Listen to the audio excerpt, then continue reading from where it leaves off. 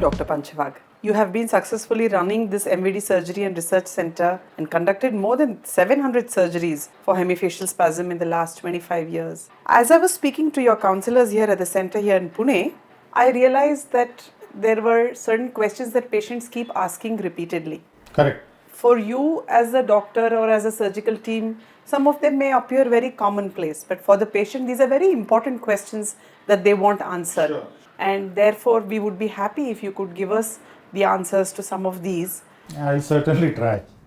Some of these questions get asked to our counselors because patients open up very easily with them, rather than speaking directly with the doctors. And that is, I think, one of the important functions of the counselors here. Because patients feel that they are speaking to someone who is their friend and they can tell all their problems and ask questions which, they are afraid in their mind they could sound silly. So they talk very freely with the counselors. They also talk freely with our old patients who have got cured.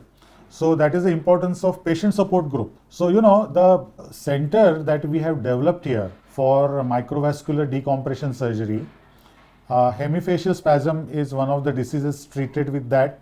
Others are trigeminal neuralgia and glossopharyngeal neuralgia. So this center has now morphed into a center not only for surgery, but the center for research in all these problems. And indeed, the problem of neurovascular conflict, that is a blood vessel pressing on the cranial nerve causing problem. This is neurovascular conflict. So this is a neurovascular conflict research and treatment center. And hemifacial spasms form one of the important patient chunks here. We really see hundreds of patients every year, and most of the patients talk more freely with our counselors. So please ask the questions. I will try to answer them. Yes, so your coordinator was telling me that you've performed more than 2,700 or so MVD surgeries, out of which nearly 700 of them are for hemifacial spasm. That's a fantastic number, considering that you've been doing very single-minded work in this. Yeah, it is a large number, and we could reach here because of our focus. We are interested as a scientific endeavor, in this problem of neurovascular conflict. And hemifacial spasm is something that actually plays havoc in patients' lives. It causes a lot of agony, mental agony, as well as physical agony. If you go through some of the case histories that we have here in our archives of hemifacial spasm, we have archives of hemifacial spasm cases, trigeminal cases, glossopharyngeal cases, and some cases which are mixed. For example, hemifacial spasm with trigeminal neuralgia. So we have all sorts of, permutation combinations, all sorts of variations in surgical anatomy, etc. So if you go through them, you will realize that they have so many different life experiences and problems. So obviously they will have a lot of recently questions. You operated on a patient, I think 3-4 days ago, who had both trigeminal as well as hemifacial spasm. Yes. He had a combination of the two. Yes. So correct. you performed double MVD on him. I think I showed you that video yesterday. That is a patient and actually, very funny story that patient told in when he came. Again, he didn't tell this to me. He told that story to our counselor. And he was telling her that, see, there was a incidence when I was passing in front of a girls' hostel. And because of the hemifacial spasm, some girls standing there, took it in a very, very bad way. And they literally beat him up.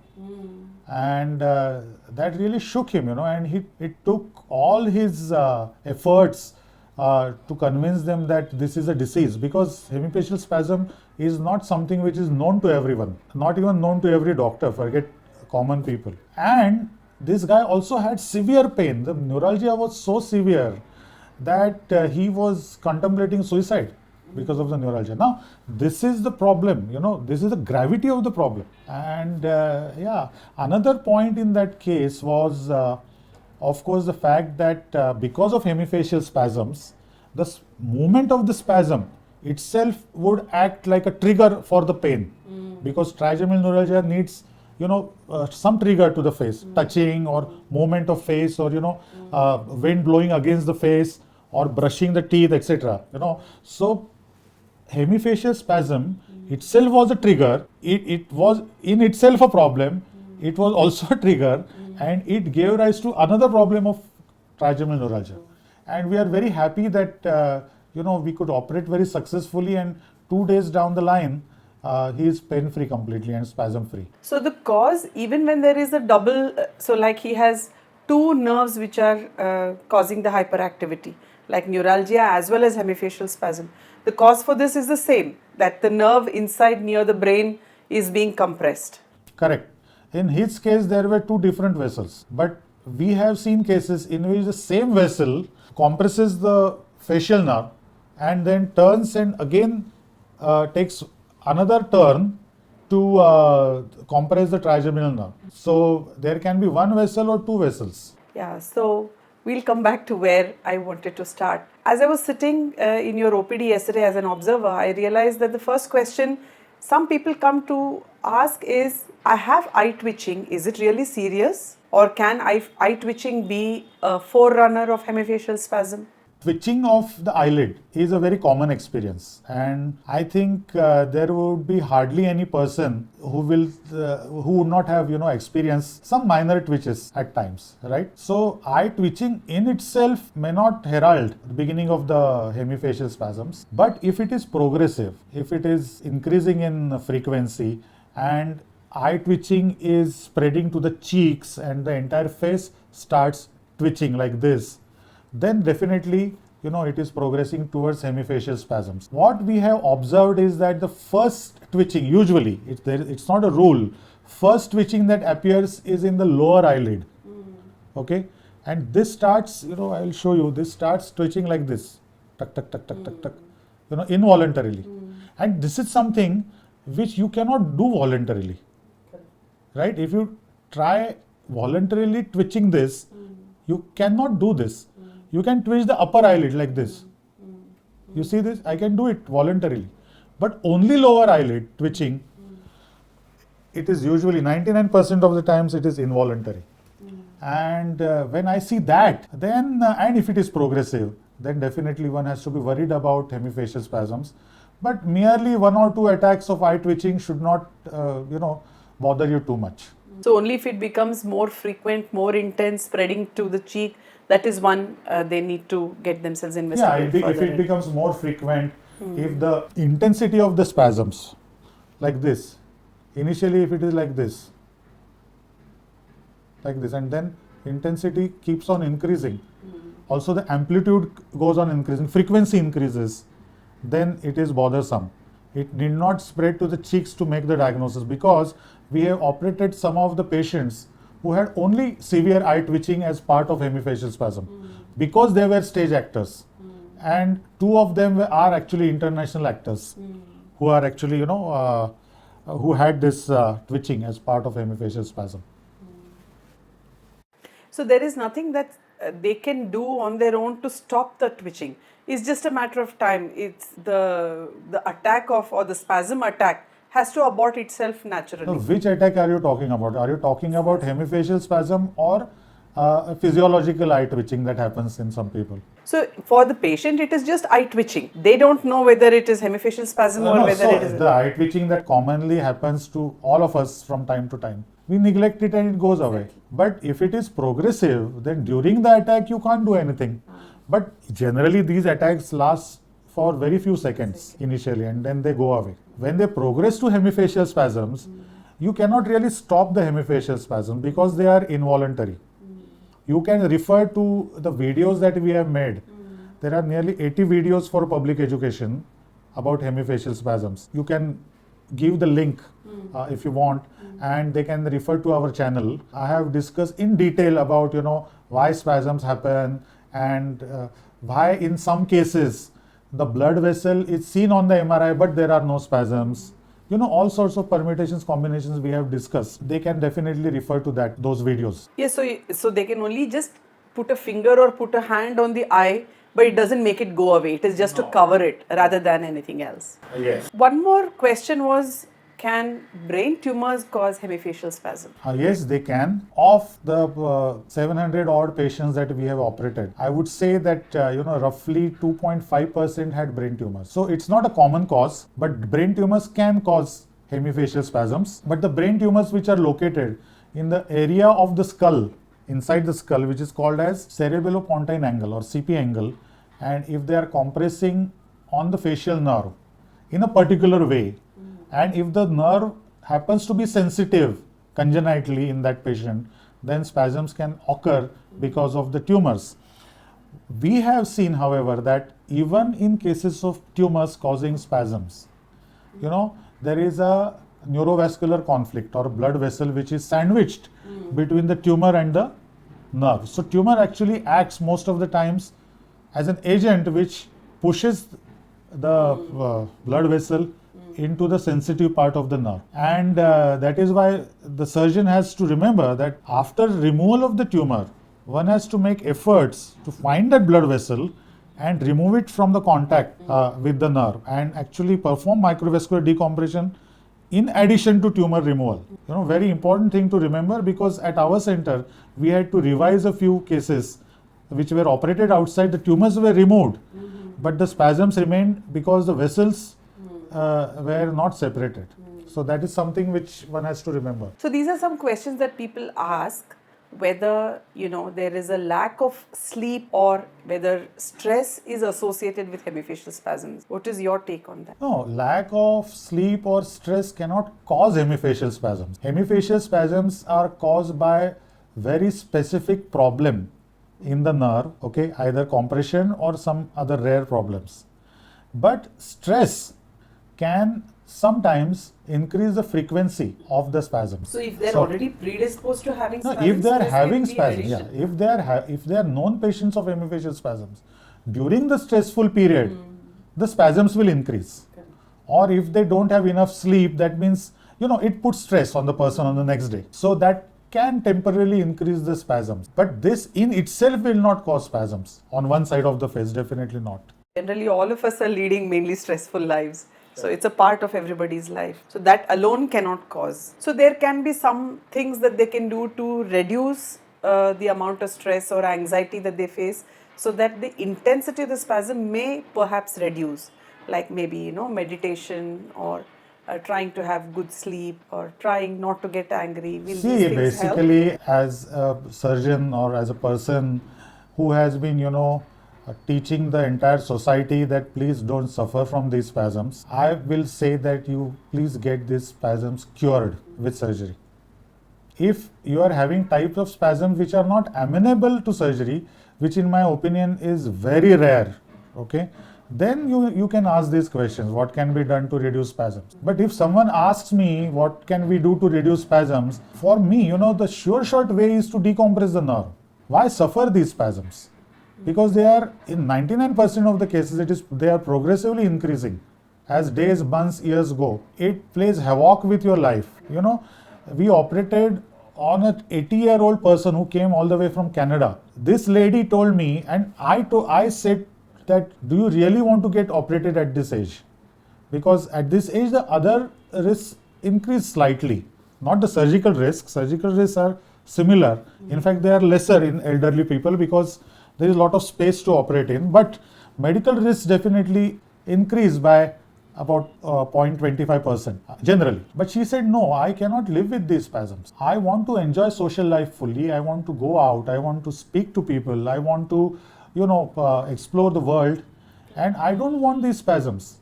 Not only are they causing embarrassment to me, but they are causing physical problems, Because if there is continuous twitching, I get irritated mentally. Even if I'm sitting alone and having spasms. My one side of my face is continuously twitching like this, I get irritated. I cannot watch television. So she told me, doctor, please don't decide for me. I will decide for myself. I want to get cured. And we operated on her, and now she's completely normal. And she is leading normal life. So coming back to your questions, I don't think anybody should really, tolerate these spasms, when there is possibility of permanent cure. Yes, so it no longer remains a cosmetic issue. There's a physical disability also, as well as psychological issues that come out of it. Absolutely. Would you consider eye twitching to be a brain problem? Should we go to an eye doctor or should we go to a brain doctor? And which brain doctor to go to? So is it really a brain? No, How can eye twitching be a brain issue? Eye twitching is, see, if you look at the hemifacial spasm, again, watch our videos, you will understand what is hemifacial spasm. So eye twitching, that requires, medical attention. I mean, to that extent, if it has increased, then one has to see a neurosurgeon who is actually specializing in hemifacial spasm. He is the right doctor you should go to, because, I will tell you, I have operated in the last 20-25 years.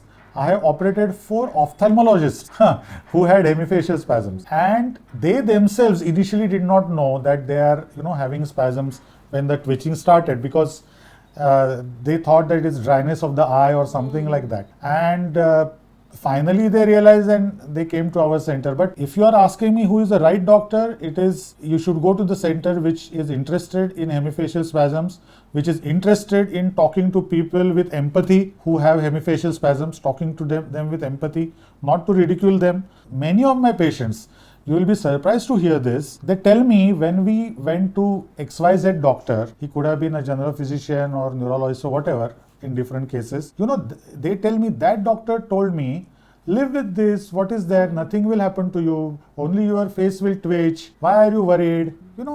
I don't think this is the right suggestion to give to someone. Don't take them lightly. These patients have problem.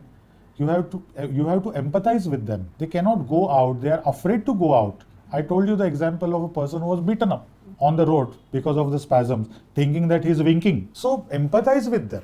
You should speak with them, and then you should advise them properly that there is a chance of cure in some patients. And there is a center which does work specifically on this issue. But these patients tell us, we were never told about all these things.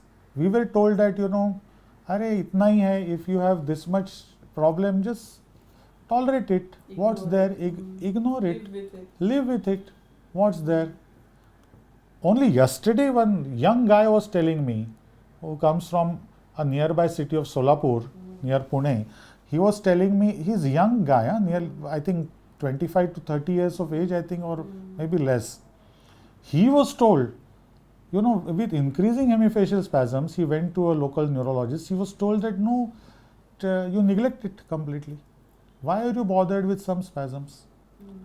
So that really puts them off, because they are suffering very badly. Their psychology has taken a hit, and that is actually the work. And I must say that the counselors at our Hemifacial Spasm Center for surgery and research both, they are fantastic. They guide people thoroughly and answer all their questions. So thank you very much, because this sort of answered the next question that I was going to ask, whether hemifacial spasm can go away naturally.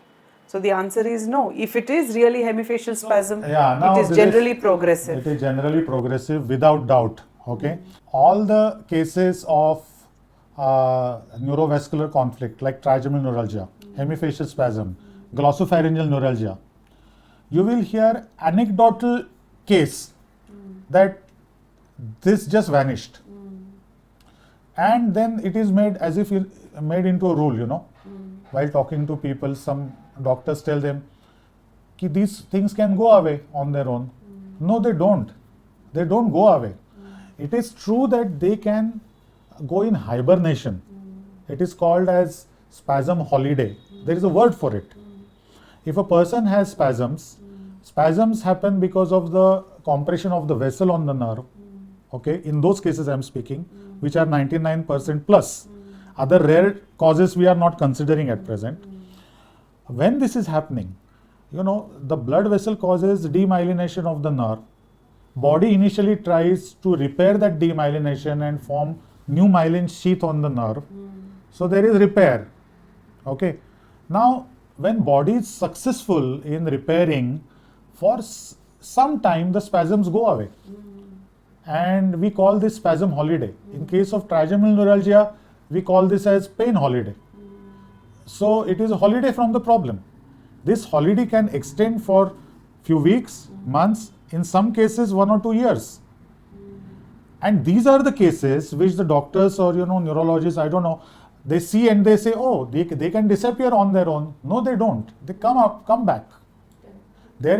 In some patients, there can be a long holiday. I have met people who had trigeminal neuralgia.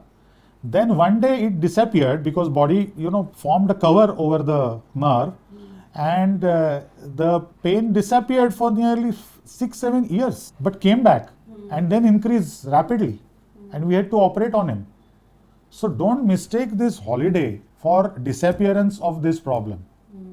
Why I'm making this point so strongly is that some years back I met a very senior neurologist, and he was telling me, what, these problems go away on their own, why treat them? I was taken aback, because we have seen hundreds of patients of hemifacial spasm. Hundreds more than hemifacial spasm, we have seen trigeminal neuralgia, because it is more common. I have not seen it going away.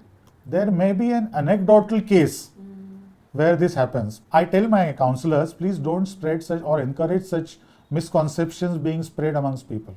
It is just not true. So I was talking to this patient who has come from Delhi. This morning you operated on him. He was telling me, being a professor, he probably had paid a lot of attention to what was going wrong with him. And he was telling me that initially, the first year or so, he had spasms coming to him maybe just few times in a day. Yes. And then there were weeks when he had nothing.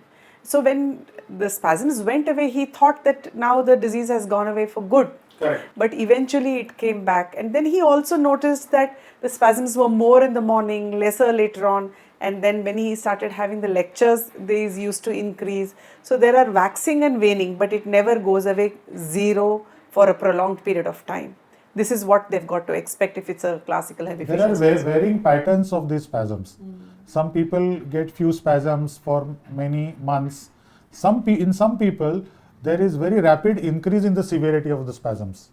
In some people, the rate of increase of the severity is very slow, or in between there is a holiday or gap. In some people, I have operated on a person whose spasms started and became very severe within 4 months. Correct. And so this can, though it is rare, I mean, this type of time pattern is rare, but it can happen. It can happen. So we have seen all these varieties, over the period of time. But I have not seen spasms going away. So he was also telling me, that he had tried taking magnesium supplements or calcium supplements. Yeah, correct. Initially, people try everything, nothing wrong. But So naturopathy and all that. But he gave up because he realized within a few weeks itself that none of this was helping him. So he realized that he has to take the next step and decide about doing something more permanent. Correct. Yeah. So one of the questions was also about MRI. Some people have compression on the opposite side as well. So they have hemifacial spasm, let us say, on the right side, but their MRI also shows a compression on the left side. So what should they do about it? This is a very common question asked. Because nowadays people read the report, and unfortunately, I don't trust, with due respect to radiologists, barring 1 or 2 radiologists who make it a point to report a neurovascular conflict and then, watch the video of surgery. There are such radiologists. Apart from them, people who just report it, like a routine case, I really don't trust their reports, first of all. But sometimes there is vessels seen on both the sides. If the person has spasm on left side, MRI also shows a neurovascular conflict on the right side. Their question is, how come we have spasms only on the left? Now, the reason for that I have explained in detail in one of the videos, and perhaps you can give link of that video so that people can watch. But in short, it takes 2 things for the spasms to happen. That the blood vessel has to be there in a critical position, that it has to have stiff curve causing pulsatile compression, and the second point is very important, and that particular nerve has to be sensitive by birth. It should congenitally, it should be sensitive in that area. The junctional zone or OR zone that we call, it is not well formed in these patients, and that's why the nerve entry zone, root entry zone, root exit zone, you can call it anything, is inherently sensitive. And on the top of that, there is blood vessel. Then spasms will happen.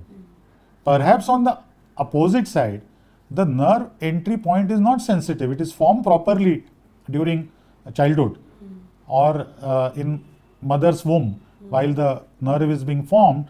There is no defect, it's not sensitive, but the blood vessel is there. But blood vessel by itself cannot cause spasms. The nerve also has to be sensitive. So MRI has got a very limited meaning. There is a corollary to this question wherein people say, what if someone has spasm and there is no blood vessel demonstrated? Again, I have made a video on this, but in short the answer is like this. If there is no blood vessel seen on the MRI, then who has reported the MRI? Has a routine radiologist who has no interest in neurovascular conflict reported this? Has a neurosurgeon who is literally daily working in this area, has he seen and said that there is no blood vessel? Because many a times there will be blood vessels which are not reported. But if the blood vessel is really absent, then what we do is that we repeat the MRI with angiography and 3D reconstructions, and still if we don't see the vessel, then we have to again go in neurological history of the patient. In all the patients we ask this history, whether he or she has had a history of multiple sclerosis or has a history of Bell's palsy from which he is improving, he or she is improving, or has had any other degenerative disorder, or demyelinating disorder in the past of the nervous system. So if we get such a history, then we really reconsider the diagnosis of cause of the hemifacial spasm. But if there is really absent blood vessel, you have to again go and ask the question. Sometimes people forget they have had an attack of Bell's palsy some years back, and then when you again try to ask questions, you get that history. In last 20 years, there has been one instance only, by God's grace, only one instance, wherein I was shocked not to find a blood vessel when we exposed actually. And then we realized that the patient has had neurological disorder few years back. It's called as multiple sclerosis. And she completely forgot to give that history in spite of asking very specifically.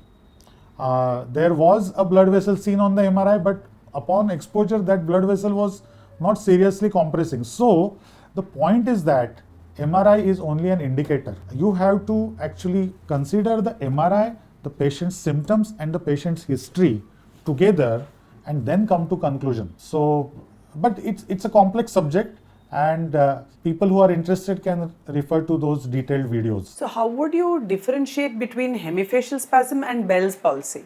Yeah, some people, are given the diagnosis of Bell's palsy when actually they have hemifacial spasms. Okay, so now hemifacial spasms, as you know, look like this, correct?